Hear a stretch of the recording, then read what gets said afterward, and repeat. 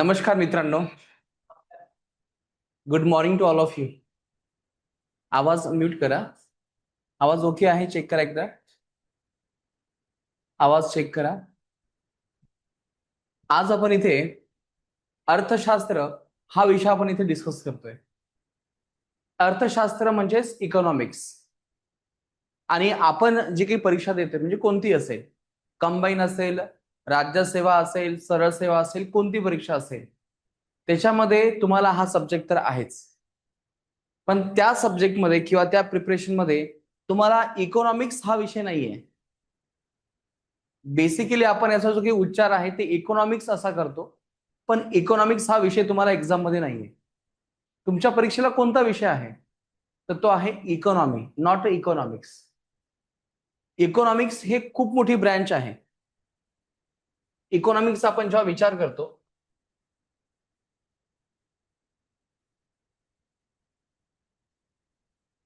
तेव्हा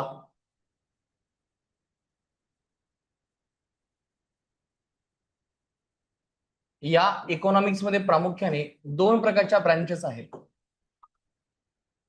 पहिली ब्रँच आहे त्याचं नाव आहे मिक्रो इकॉनॉमिक्स आणि सेकंड जी ब्रँच आहे त्याचं नाव आहे मॅक्रो इकॉनॉमिक्स. ऑब्व्हियसली ह्या दोन गोष्टी वेगळ्या आहेतच, मिक्रो आणि मॅक्रो. आणि नेहमी लक्षात ठेवा, आपली जी काही परीक्षा आहे किंवा आपण ज्या एक्झामची तयारी करतो, म्हणजे ती सरळ सेवा असेल, कंबाईन असेल, राज्यसेवा असेल, युपीएससी असेल, या सगळ्या प्रकारच्या परीक्षेला तुम्हाला मिक्रो इकॉनॉमिक्स हा विषय तुम्हाला अजिबातच नाहीये. हा विषय तुम्हाला संबंधच नाहीये. मग हा जो काही मिक्रो इकॉनॉमिक्स आहे हा कोणासाठी आहे?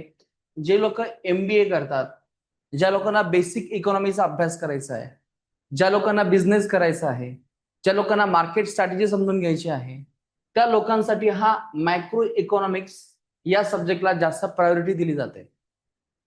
परंतु आपण जे काही अभ्यास करतोय, आपण जे काही शासकीय अधिकारी होणार आहोत, आपल्यासाठी हे काही मार्केट किंवा कस्टमर याचा काही संबंध नाहीये. आपला संबंध हा कोणाशी आहे? देशाशी संबंध आहे. देशामध्ये असणारी जी काही जनता आहे त्यांना आपल्याला ही सेवा द्यायची आहे. तर त्यामुळे तुम्हाला देश समजणं खूप गरजेचं आहे.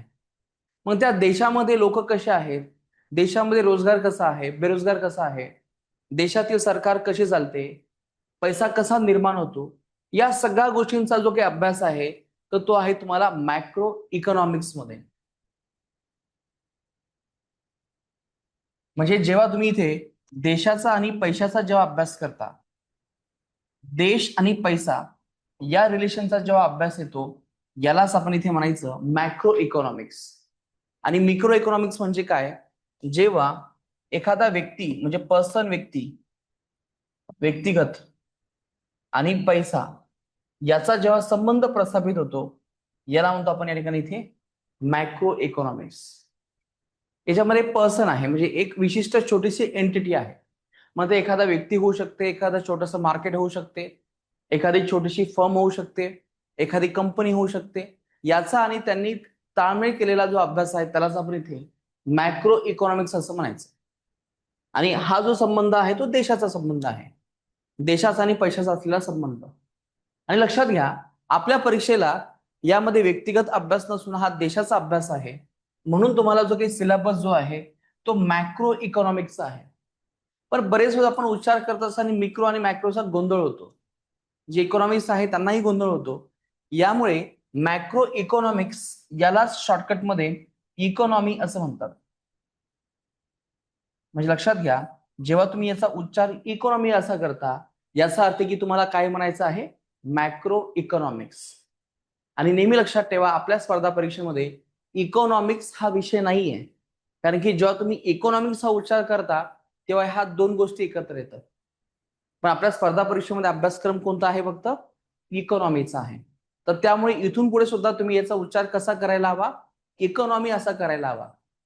बरेच लोक याचा उच्चार इकॉनॉमिक्स करतात पण ते टेक्निकली चुकीचं आहे. मग तुम्हाला प्रश्न पडला, सर काय फरक पडणार आहे? काही फरक पडणार नाही. तुम्हाला म्हणायचं तर बिंदास म्हणा, पण याचा टेक्निकली अर्थ काय आहे? आपल्या एक्झामसाठी इकॉनॉमी हाच अर्थ आहे, हा समजून घ्या. मग आता ह्या इकॉनॉमीमध्ये कोणत्या इकॉनॉमीचा अभ्यास आहे? तर त्या भारताच्या इकॉनॉमीचा अभ्यास आहे. आणि म्हणूनच आपल्याला इथे इंडियन इकॉनॉमी असं म्हणतो. It's called as a Indian economy.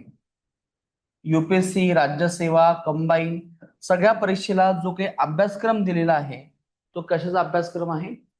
Indian economy या विषयाचा अभ्यास आहे.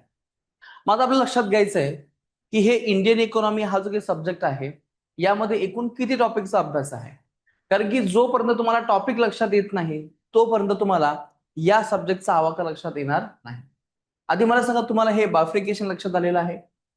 आता यामध्ये आपल्याला समजून घ्यायचं की जेव्हा तुम्ही इंडियन इकॉनॉमी जेव्हा लक्षात घेता तेव्हा याच्यामध्ये एकूण किती टॉपिक्स आहेत. हा तुमचा कंबाईनचा सिलेबस आहे आणि या कंबाईनच्या सिलेबसनुसार जो तुमचा सिलेबस आहे इथे तो आहे अर्थव्यवस्था म्हणजेच इकॉनॉमी.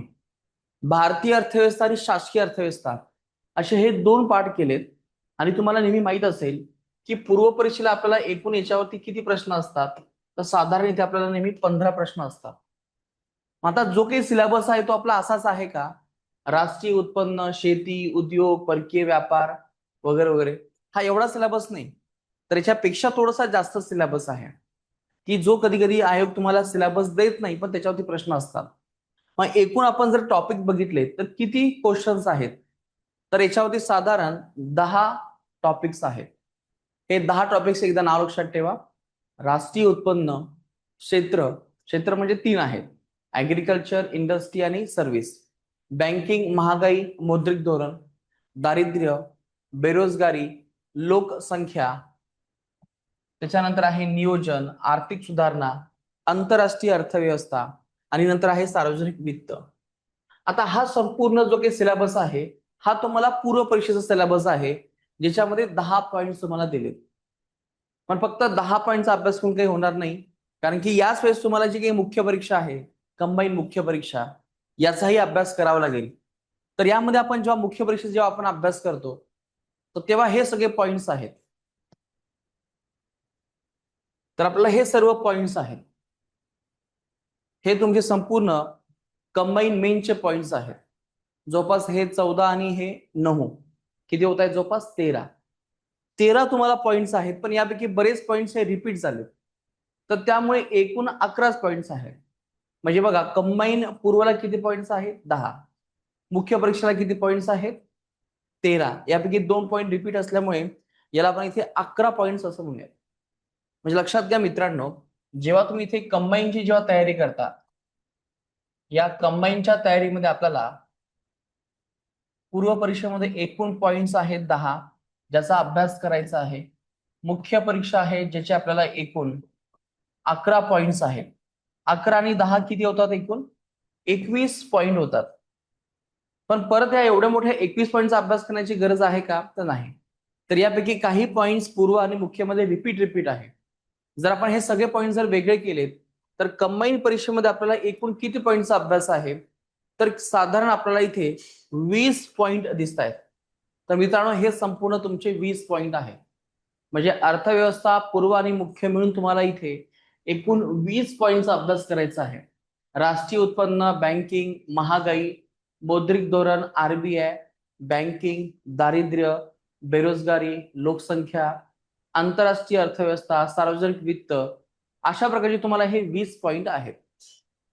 काही पॉइंट्स रिपीट होते, त्याला आपण इथे मर्ज केला आणि थोडंसं सिम्प्लिफाय केलं.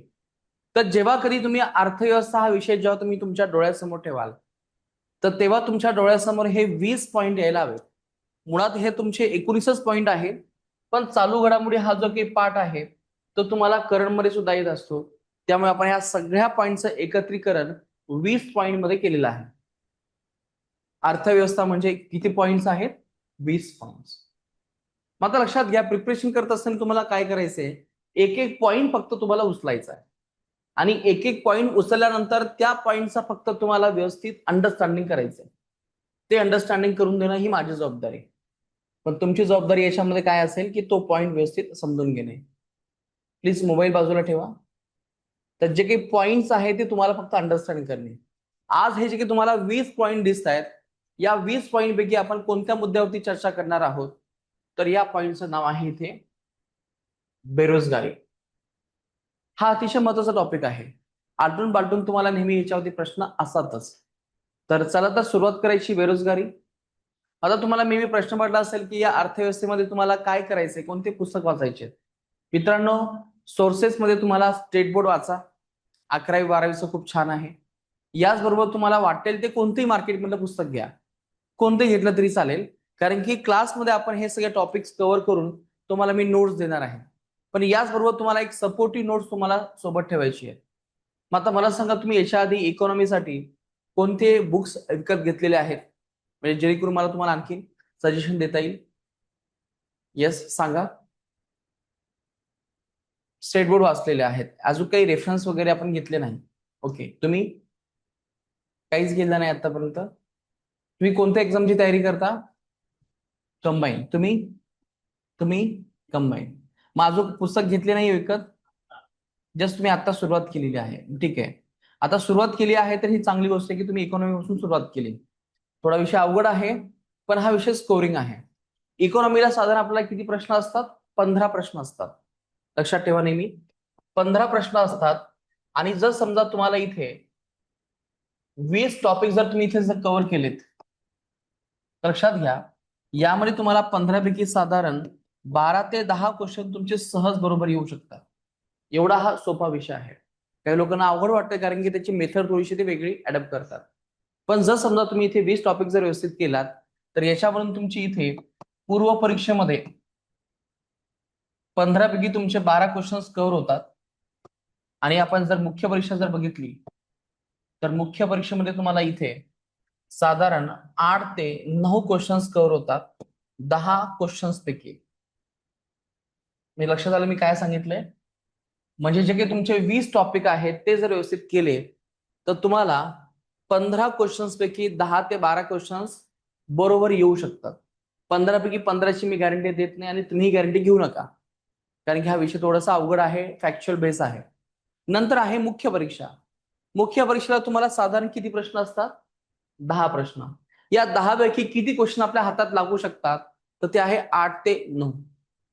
मग आता लक्षात घ्या, पूर्वची तयारी वेगळी करायची, मुख्यची तयारी वेगळी करायची, असं काही आहे का? तर अजिबात नाही. पूर्व आणि मुख्यची तयारी तुम्हाला सोबतच करायची आहे. आणि सोबतच करत असताना तुम्हाला किती पॉईंट कव्हर करायचे आहेत? फक्त 20 पॉईंट कव्हर करायचे. आता हे 20 पॉईंट कुठून कव्हर करायचे? याचे काही ऑथेंटिक सोर्सेस असतील, तर यासाठी मी तुम्हाला स्ट्रॅटेजी मित्रांनो अशी सांगू इच्छितो, या 20 टॉपिकसाठी तुम्हाला खूप काही जास्त अभ्यास करण्याची गरज नाही. फक्त तुम्हाला काही गोष्टी वाचाव्या लागतील. नंबर 1, स्टेट बोर्ड 11वी आणि 12वी खूप चांगलं करा, वाचा व्यवस्थित. नंबर 2, गजानन भस्के सरांचं एक पुस्तक आहे, इकॉनॉमिक्स गाईड नावाचं, तेवढं पुस्तक विकत घ्या. नंबर 3, क्लास नोट्स ज्या मी तुम्हाला प्रोव्हाइड करणार आहे, क्लास नोट्स किंवा पीपीटी. मित्रांनो, एवढं जर तुम्ही जर करू शकला, तर तुमचे हे 20 पॉईंट कव्हर होणार आहे. म्हणजे मी तुम्हाला फक्त एकच पुस्तक सांगतो, आणि ते खूप छोटं पुस्तक आहे, एवढं पुस्तक आहे. प्री साठी सुद्धा तेच आहे, मेन साठी सुद्धा तेच आहे.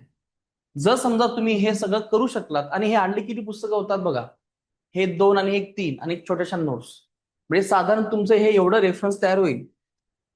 याला म्हणतो आपण इथे बस, एवढं तुमचे ऑथेंटिक सोर्स आहे. प्रिलिम हेच आहे, मेन्स तुमचं हेच आहे. इव्हन जर समजा तुम्ही राज्यसेवेची तयारी करत असाल, तर राज्यसेवा पूर्व परीक्षा तुमची हीच आहे. आता काही लोक सरळ सेवेची तयारी करतायत, त्यांच्यासाठी काय आहे? तर त्यांच्यासाठी काही एवढी तयारी करण्याची गरज नाहीये, 20 पॉईंट करण्याची गरज नाहीये, पण त्या लोकांसाठी 10 पॉईंट तुम्हाला करावे लागतील. आता जे लोक सरळ सेवेची तयारी करतात, त्यांना मी नंतर सांगेल की 10 पॉईंट्स कोणते आहेत. आता फक्त फोकस करा की आता आपल्याला इथे 20 पॉईंटचं एवढं कव्हरेज आहे, आणि यासाठी तुम्हाला हे सगळे तुमचे ऑथेंटिक सोर्सेस आहेत. तर यापैकी आज आपण पहिला टॉपिक सुरुवात करणार आहोत, बेरोजगारी, जो तुम्हाला सरळ सेवा, राज्यसेवा आणि कंबाईन या सगळ्या परीक्षेला तुम्हाला इथे महत्वाचा आहे. समजलं थोडंफार बेसिक बेसिक? इकॉनॉमिक्स म्हणजे काय, इकॉनॉमिक्सचे 2 पार्ट असतात. यापैकी आपल्याला कोणता इकॉनॉमिक्स आहे? तो आहे मायक्रो इकॉनॉमिक्स. मायक्रो इकॉनॉमिक्स म्हणजेच इकॉनॉमी. तर आता चला तर आपण डायरेक्टली आपल्या विषयाला आपण सुरुवात करूयात. आता हे सगळं विश्लेषण वगैरे हा तुमचा नंतरचा पार्ट आहे. आता आपण डायरेक्टली टॉपिकला आपण सुरुवात करतोय. चला, या संदर्भात जर तुम्हाला काही क्वेश्चन डाऊट असेल, तर तुम्ही मला इथे विचारू शकता.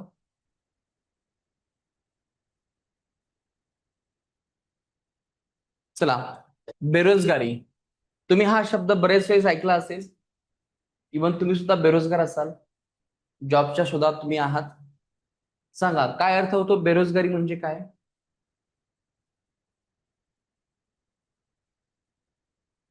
बेरोजगारी म्हणजे काय? म्हणजे या शब्दाचा अर्थ हा होतो की तुम्हाला काम नाही, म्हणजे तुम्ही बेरोजगार आहात. पण एक्झॅक्टली याचा अर्थ काय होतो हे आपल्याला इथे समजून घ्यायचं आहे.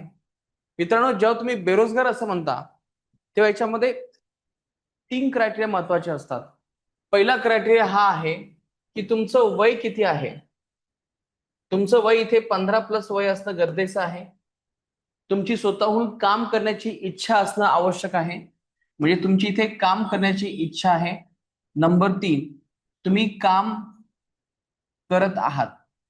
15 प्लस वय आहे, काम करण्याची इच्छा आहे आणि तुम्ही काम करत आहात. जर असं असेल तर यालाच आपण इथे रोजगार असं म्हणायचंय. रोजगाराची व्याख्या काय आहे? 15 प्लस वय असणे, काम करण्याची इच्छा असणे आणि काम करत आहात म्हणजे रोजगार. दुसरी व्याख्या आहे 15 प्लस तुमचं वय आहे, परंतु तुमची काम करण्याची इच्छा असूनही तुम्हाला जर काम मिळत नसेल तर यालाच म्हणायचं आपण या ठिकाणी इथे बेरोजगार. चला, बेरोजगाराची व्याख्या लक्षात आलेली आहे. काय आहे व्याख्या? 15 प्लस वय आहे, काम करण्याची इच्छा आहे, पण काम मिळत नाही. म्हणजे इथे काम न मिळणे हा सर्वात महत्वाचा क्रायटेरिया आपल्याला इथे लक्षात येतो. आता यानुसार एक तुम्हाला मी उदाहरण देतो म्हणजे तुमच्या लक्षात येईल. समजा एक 12 वर्षाचा एक मुलगा आहे ज्याचं नाव आहे राम, की काही कारणास्तव त्याचे वडील त्यांचं निधन होते आणि त्यामुळे संपूर्ण घराची जबाबदारी त्या रामवरती येते. तो जस्ट 12 वर्षाचा आहे आणि तो जॉब करण्यासाठी किंवा जॉबच्या शोधामध्ये तो घराच्या बाहेर पडतो आणि तो जॉब जॉब जॉब शोधत राहतो. मग आता मला सांगा, जो 12 वर्षाचा राम आहे त्याला मी इथे बेरोजगार असं म्हणू शकतो का? तो किती वर्षाचा आहे? फक्त 12 वर्षाचा आहे. तर रामला इथे मी बेरोजगार असं म्हणू शकतो का? नाही. का बरं? येस, कारण की त्याचं वय किती आहे? 15 पेक्षा कमी आहे.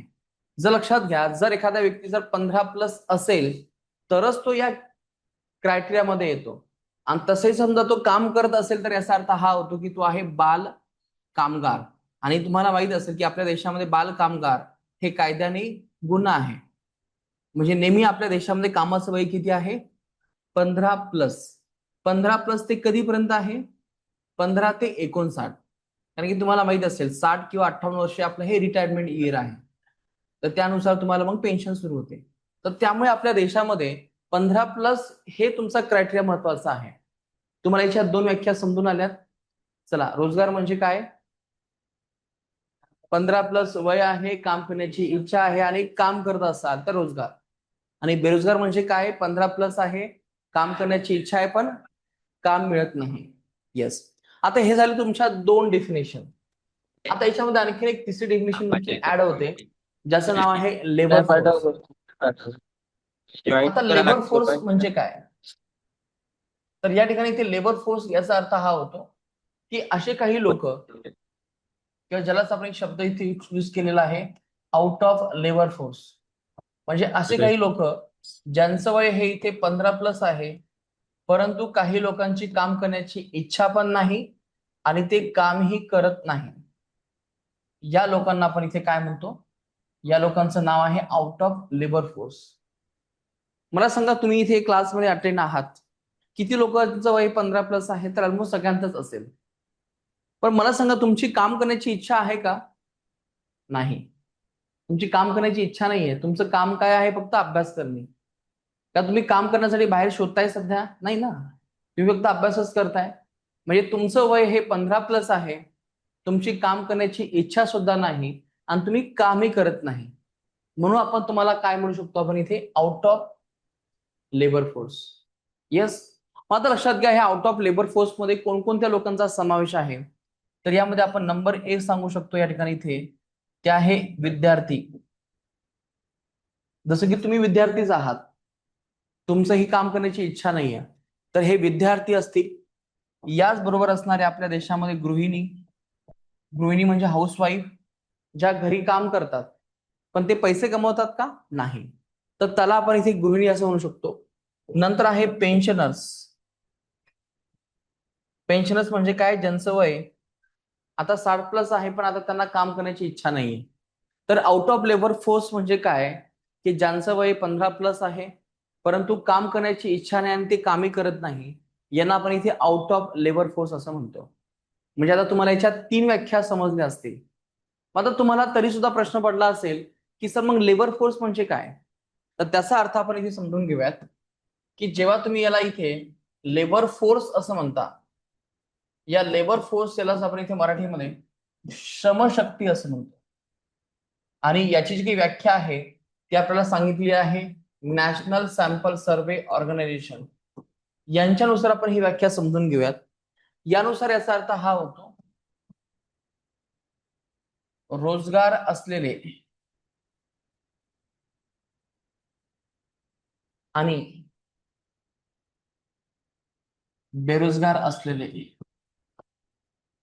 रोजगार असलेले आणि बेरोजगार असलेले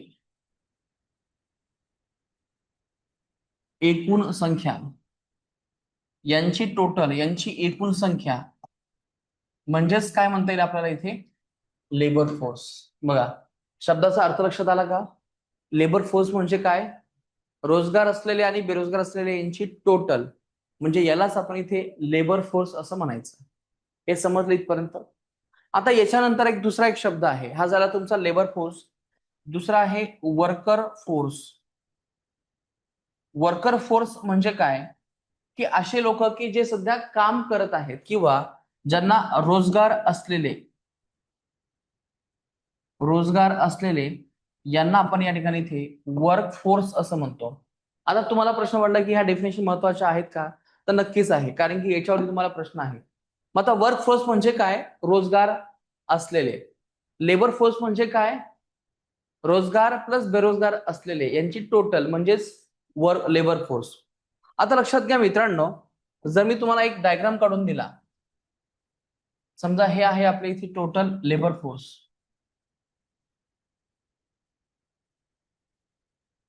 तर याला मी असा डायग्राम काढू शकतो का बघा. लेबर फोर्स मध्ये हे सगळे लोक आहेत, रोजगार असलेले, बेरोजगार असलेले यांची टोटल म्हणजेच काय आहे लेबर फोर्स. लक्षात आलं. आता जर मी तुम्हाला असा प्रश्न विचारला की यामध्ये वर्कर फोर्स कोण आहे, किंवा त्याला आपण वर्क फोर्स सुद्धा म्हणतो, वर्क फोर्स मध्ये हा पैकी कोणता गोल असेल, रोजगार असलेले. Very good. म्हणजे हे जे रोजगार असलेले लोक आहे यालाच इथे मी काय म्हणू शकतो, इथे वर्क फोर्स असं मी याला इथे म्हणू शकतो. म्हणजे आपण आतापर्यंत कोणकोणत्या व्याख्या बघितल्यात, रोजगार, बेरोजगार, आउट ऑफ लेबर फोर्स आणि वर्क फोर्स. 5 आपण व्याख्या बघितल्या. आता याचा रेफरन्स तुम्हाला आणखीन पुढे महत्वाचा आहे. चला प्रश्न विचारू मी ह्या 5 गोष्टींवरती. चला सांगा, वर्कफोर्स म्हणजे काय, रोजगार असलेले लोक म्हणजेच वर्कफोर्स. लेबर फोर्स म्हणजे काय, रोजगार असलेले आणि बेरोजगार असलेले यांची एकूण टोटल म्हणजेच लेबर फोर्स. नंतर आउट ऑफ लेबर फोर्स म्हणजे काय, 15+ आहे, काम करण्याची इच्छा सुद्धा नाही आणि कामही करत नाही, याला म्हणतो आपण आउट ऑफ लेबर फोर्स. तुम्हाला रोजगार आणि बेरोजगारीची व्याख्या तर माहितच आहे. आता जे आपण डिस्कशन केलं हे सगळं बेसिक होतं, परंतु आपल्या देशामध्ये स्टेट बोर्ड मध्ये तुम्हाला याच्या काही व्याख्या दिलेल्या आहेत की रोजगार म्हणजे काय. म्हणजे जे काही आपलं नॅशनल सॅम्पल सर्व्हे आहे यांच्यानुसार आपल्या देशामध्ये 3 गोष्टी सांगण्यात आलेल्या आहेत. त्या 3 गोष्टी लक्षात ठेवा. एक आहे रोजगार. स्टार्टिंगला आपण इथे बेरोजगार हा शब्द घेऊया. आता ही जी व्याख्या आहे ही कोणी सांगितलेली आहे, एक सर्वे आहे, एक संस्था आहे, याचं नाव आहे नॅशनल सॅम्पल सर्व्हे ऑर्गनायझेशन. नंतर आहे न्यून रोजगार. न्यून रोजगार या शब्दाचा अर्थ हा होतो पार्ट टाइम जॉब. आणि नंतरचा पुढचा टॉपिक आहे आपला इथे, याला म्हणतो आपण इथे रोजगार. आता ही आतापर्यंत आपण जी काही व्याख्या समजून घेतली ती एकदम जनरल व्याख्या होती, पण तुम्हाला कधी कधी नॅशनल सॅम्पल सर्व्हेनुसार ह्या व्याख्या इथे विचारल्या जातात. मग आता बेरोजगार म्हणजे कोण, तर बेरोजगार या शब्दाचा अर्थ हा होतो एका आठवड्यात, मला सांगा मित्रांनो, एका आठवड्यात किती दिवस असतात, 7 दिवस असतात, पण वर्किंग डेज किती आहेत? 6. म्हणजे एका आठवड्यात एखाद्या व्यक्तीने किती दिवस काम करणे? तर आणि इथं अंदाज सांगितलेला आहे की जर एखादा व्यक्ती एका आठवड्यात 14 तासापेक्षा जर कमी काम करत असेल तर ह्या व्यक्तीला काय म्हणायचं आपण इथे? बेरोजगार. ही व्याख्या कोणी सांगितलेली आहे? यांनी सांगितलेली नॅशनल सॅम्पल सर्व्हे ऑर्गनायझेशन किंवा ऑफिस. बेरोजगारची व्याख्या काय बघितली आपण आतापर्यंत? 15+ वय आहे, काम करण्याची इच्छा आहे पण काम मिळत नाही. एकदम जनरल व्याख्या झाली. दुसरा जो अर्थ आपण इथे बघतोय तो अर्थ असा आहे की एका आठवड्यात एखाद्या व्यक्तीला 14 तासापेक्षा कमी काम मिळालेलं आहे. जर 14 तासापेक्षा जास्त काम मिळालं असेल तर रोजगार. पण याची व्याख्या आता थोडीशी इथे वेगळी दिली. न्यून रोजगार यालाच आपण इथे पार्ट टाइम जॉब असं म्हणतो. तुम्हाला पार्ट टाइम जॉब हा प्रकार माहित आहे? सांगा काय आहे part time job? Part time म्हणजे काय? तर जर 8 तास काम असेल, 10 तास काम असेल तर साधारण 4 ते 5 तास काम. तर इथे सुद्धा सारखंच आहे. न्यून रोजगार या शब्दाचा अर्थ हा होतो एका आठवड्यात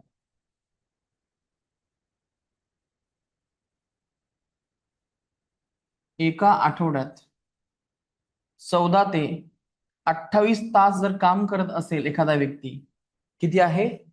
एका आठवड्यात 14 ते 28 तास जर काम करत असेल तर त्याला म्हणायचं आपण न्यून रोजगार किंवा यालाच आपण इथे पार्ट टाइम जॉब असं म्हणायचं आहे. काही लोक पार्ट टाइम जॉब करत असतात. 6x24 म्हणजे बघा तुम्हीच, एका दिवसामध्ये समजा 4 तास असेल तर 6 दिवस 24 म्हणजे तो या कॅटेगरीमध्ये येतो पार्ट टाइम जॉब. आता दुसरा प्रकार आहे रोजगार. नॅशनल सॅम्पल सर्व्हेनुसार तुम्हाला याच्यावरती प्रश्न आलेले आहेत खूप वेळेस. तर लक्षात घ्या, आता इथे एका आठवड्याचं गणित नाहीये, तर इथे असं सांगितलेलं आहे एका वर्षात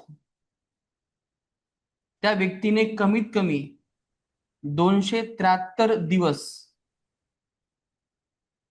आणि अशा प्रकारे एका दिवसामध्ये 8 तास जर तो काम करत असेल किंवा त्याला काम मिळत असेल तर त्यालाच आपण इथे रोजगार असं म्हणायचं. समजतंय? रोजगार या शब्दाचा अर्थ आहे यानुसार जर एखादा व्यक्ती एका वर्षात 273 दिवस अशा प्रकारे 8 तास जर काम करत असेल तर त्याला म्हणायचं आपण इथे रोजगार. मन लक्षात घ्या, जर त्याला 273 दिवस पेक्षा कमी काम मिळत असेल तर तो परत या कॅटेगरीमध्ये येतो बेरोजगार. आता ही जी व्याख्या आहे 273 दिवस, तुम्हाला सरळ सेवेला कंबाईनला तुम्हाला या प्रयोगावरती प्रश्न विचारला जाऊ शकतो की नॅशनल सॅम्पल सर्व्हेनुसार कमीत कमी किती दिवस काम मिळणं अपेक्षित आहे एका वर्षामध्ये? तर 273 दिवस. आणि एका दिवसामध्ये किती तास काम असायला हवं? 8 तास. तर यालाच आपण इथे रोजगार असं म्हणतो. तर ही जी काही व्याख्या आहे ती आपल्याला कोणी सांगितलेली आहे? नॅशनल सॅम्पल सर्व्हेनुसार सांगितलेली आहे. मी तुम्हाला जनरल व्याख्या सुद्धा सांगितल्यात आणि नॅशनल सॅम्पल सर्व्हेनुसार सुद्धा सांगितल्यात. याच्यावरती आपल्याला प्रश्न आहेत. आता यानंतर आपल्याला पुढचा पाठ बघायचा आहे की जे काही बेरोजगारी आहे भारतामध्ये, तर ह्या बेरोजगारीचे प्रकार कोणकोणते आहेत? तर भारतामध्ये मित्रांनो साधारण 13 बेरोजगारीचे प्रकार आहेत. एक याच्यामध्ये मी ऍड करतो. तर यामध्ये एकूण 12 ते 13 हे सगळे प्रकार आहेत. एकदा तुम्हाला हे एकदा प्रकार वाचता येईल? जोराने वाचा. ऐच्छिक बेरोजगारी म्हणजे व्हॉलंटरी अनएम्प्लॉयमेंट. दुसरी आहे अनैच्छिक बेरोजगारी म्हणजेच इनव्हॉलंटरी अनएम्प्लॉयमेंट. अर्ध बेरोजगारी म्हणजे हाफ अनएम्प्लॉयमेंट. हंगामी बेरोजगारी सीजनल अनएम्प्लॉयमेंट. छुपी बेरोजगारी किंवा प्रच्छन्न बेरोजगारी डिस्गस अनएम्प्लॉयमेंट. तांत्रिक बेरोजगारी टेक्निकल अनएम्प्लॉयमेंट. घर्षणात्मक म्हणजे फ्रिक्शनल अनएम्प्लॉयमेंट. सायक्लिक म्हणजे चक्रीय. एज्युकेटेड म्हणजे आहे सुशिक्षित बेरोजगारी. कमी प्रतीची बेरोजगारी म्हणजे आहे अंडर अनएम्प्लॉयमेंट. प्रासंगिक बेरोजगारी म्हणजे काय आहे? Casual unemployment. संरचनात्मक बेरोजगारी म्हणजे आहे स्ट्रक्चरल अनएम्प्लॉयमेंट. नंतर आहे नॅचरल आणि नंतर आहे क्रॉनिक अनएम्प्लॉयमेंट. तर मित्रांनो लक्षात घ्या, आपल्या ह्या सरळ सेवा कंबाईन किंवा कोणत्याही परीक्षेमध्ये या बेरोजगारीच्या प्रकारावरती तुम्हाला प्रश्न आहेत. तर आज आपण याच्यावरती अतिशय सविस्तर चर्चा करूयात. 13 टॉपिक आपल्याला इन डिटेल आज आपल्याला डिस्कस करायचे आहे. तर रेडी आहात? चला पहिला प्रकार आपण इथे समजून घेऊयात. पण त्याच्या आधी जर कोणाला काही क्वेश्चन असतील, डाऊट असेल तर मला तुम्ही ते सांगू शकता. चला, एनी क्वेश्चन्स, एनी डाऊट्स? चला, यस योगेंद्र, काही क्वेश्चन्स आहे का सांगा. आता मला इथे इंटरॅक्ट कसं करता येईल हे मला ऑप्शन बघावं लागेल. चला, तर यामध्ये आपण इथे पहिला प्रकार समजून घेणार आहोत. हा प्रकार आहे आपला इथे ऐच्छिक बेरोजगारी. ऐच्छिक म्हणजे काय आहे? स्वतःहून. तर याचा आपण एक इमेज बघू शकतो. हा मुलगा बघा, त्यांनी स्वतःहून जॉबला लाथ मारली, गरज नाही मला जॉबची. जेव्हा आपण स्वतःहून जेव्हा राजीनामा देतो, रेजिग्नेशन देतो, जेव्हा तुम्ही स्वतःहून जॉबला लाथ मारता, नाही चाहिए आपका जॉब, तर याला म्हणतो ऐच्छिक, व्हॉलंटरी. व्हॉलंटरी म्हणजे स्वतःहून स्वीकारलेली. बरेचसे तुम्ही व्हॉलंटरी रिटायरमेंट हा शब्द ऐकला असेल. व्हॉलंटरी रिटायरमेंट म्हणजे काय? स्वतःहून घेतलेली. इथे सुद्धा काय आहे? व्हॉलंटरी अनएम्प्लॉयमेंट, म्हणजे स्वतःहून तुम्ही बेरोजगार स्थिती स्वीकारलेली आहे, स्वतःहून तुम्ही रोजगार सोडलेला आहे. जेव्हा एखादा व्यक्ती काम करण्यास इच्छुक नसतो, कामाला सोडून देतो, त्यालाच म्हणतो आपण इथे ऐच्छिक बेरोजगारी. यस, समजला ऐच्छिक बेरोजगारी म्हणजे काय. दुसरा प्रकार आहे इथे अनैच्छिक बेरोजगारी. आता इथे एक्झॅक्टली उलट झालेलं आहे. तुम्ही जॉबला सोडलं नाहीये, तर जे काही बॉस आहे तुमचा, त्या बॉसने तुम्हाला कामावरून काढून टाकले. आता बघा, हे इमेज तुम्ही बघू शकता. बॉसने तुम्हाला जर कामावरून काढून टाकलेला आहे, पण याचा अर्थ हा होतो की तुम्हाला रोजगार करण्याची इच्छा आहे, काम करण्याची इच्छा आहे, पण तुमची काम करण्याची इच्छा असूनही तुम्हाला बॉस काय करतो? कामावरून काढून टाकतो. तर या स्थितीला आपण इथे अनैच्छिक बेरोजगारी किंवा इनव्हॉलंटरी अनएम्प्लॉयमेंट असं म्हणतो. समजलं? प्रकार एकदा परत लक्षात ठेवा. पहिला आहे ऐच्छिक बेरोजगारी. ऐच्छिक बेरोजगारी म्हणजे काय? स्वतःहून जॉब सोडणे. आणि इनव्हॉलंटरी म्हणजे काय? तुमची काम करण्याची इच्छा असूनही समोरच्या व्यक्तीने तुम्हाला कामावून सोडणे. तर असे आपण इथे दोन प्रकार समजून घेतले. आता दुसरा प्रकार आहे अर्ध बेरोजगारी. अर्ध बेरोजगारी म्हणजे काय? थोडक्यात पार्ट टाइम जॉब. म्हणजे तुम्हाला फुल टाइम जॉब करण्याची इच्छा आहे, पण तरी सुद्धा तुम्हाला पार्ट टाइम जॉब करावे लागते. पार्ट टाइम म्हणजे मी तुम्हाला सांगितलं असेल किती वेळ आहे? 14 ते 28 तास किंवा मग 4 तासापेक्षा कमी. याला आपण पार्ट टाइम जॉब असं म्हणतो. तर अर्ध बेरोजगारीचा अर्थ तुमच्या लक्षात आलेला आहे. पुढे आहे हंगामी बेरोजगारी. हंगाम तुम्हाला माहित असेल, शेताचा एक विशिष्ट हंगाम असतो पावसाळ्यामध्ये, हिवाळ्यामध्ये. पण जसा तुमचा उन्हाळा स्टार्ट होतो, तसं तुम्हाला कोणत्याही प्रकारचा जॉब नसतो, म्हणजे शेतकऱ्यांना. म्हणजे जे काही शेतमजूर आहेत ते या हंगामी बेरोजगारीमध्ये येतात. जसं की इथे लक्षात घ्या, जेव्हा उन्हाळा असतो, लग्न सराई असते, तेव्हा इथे मोठ्या प्रमाणात यांना जॉब लागतो. पण जसा पावसाळा सुरू होतो तसं काय होते? बिचारे हे सगळे बेरोजगार होतात. आईस्क्रीम वाला सुद्धा सेम. जेव्हा उन्हाळा असतो तेव्हा खूप चांगला जॉब मिळतो, पण जसा उन्हाळा संपतो तसे ते बेरोजगार होतात. जे आपला छत्रीवाला आहे, आता पावसाळा आहे तर एकदम छान सीझन चालू आहे, रेनकोट छान पद्धतीने विकले जातात, पण जसा हिवाळा सुरू होतो तसं यांचं दुकान बंद पडते. यस, मला सांगा, यामध्ये हंगामी बेरोजगारीमध्ये लोक जे आहेत ते बेरोजगार होतात सीझन संपल्यानंतर. म्हणजे सीझन नुसार रोजगार आहे आणि सीझन नुसार बेरोजगार आहे. जर काही लोक जर सीझन नुसार जर बेरोजगार होत असतील, तर या स्थितीला आपण इथे हंगामी बेरोजगारी असं म्हणतो. समजलं या शब्दाचा अर्थ? हंगामी बेरोजगारी म्हणजे काय? सीझन नुसार जेव्हा तुम्ही बेरोजगार होता, या स्थितीला आपण इथे हंगामी बेरोजगारी असे म्हणतो.